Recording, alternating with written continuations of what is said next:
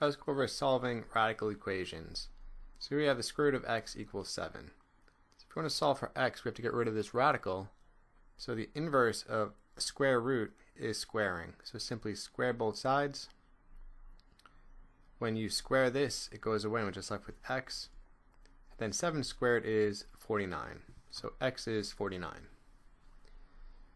If we had something like this, square root of x plus 3 equals 8.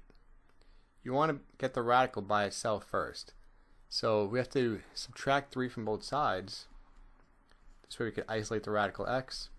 We have radical x equals 5. Then the last step, square both sides, and we get x equals 25. Let's look at another one, even more complicated than this. Let's say we had 3 times radical x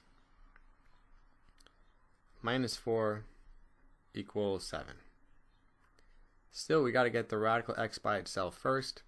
So to do that, let's add 4 to both sides. Alright, so doing so gives us 3 radical x equals 11. Okay, still we got to get radical x by itself, so divide by 3 since these are multiplied. Divide by 3. Just move over here.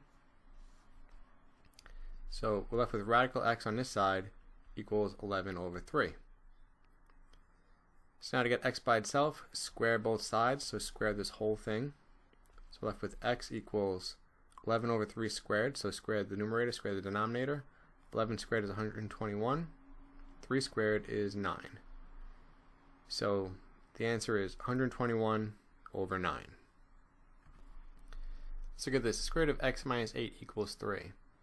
So here everything is actually under the radical, so this term is already isolated. So we're just going to start off by squaring both sides.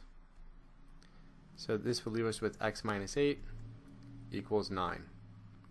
Now to solve for x, add 8 to both sides, and we have that x equals 17.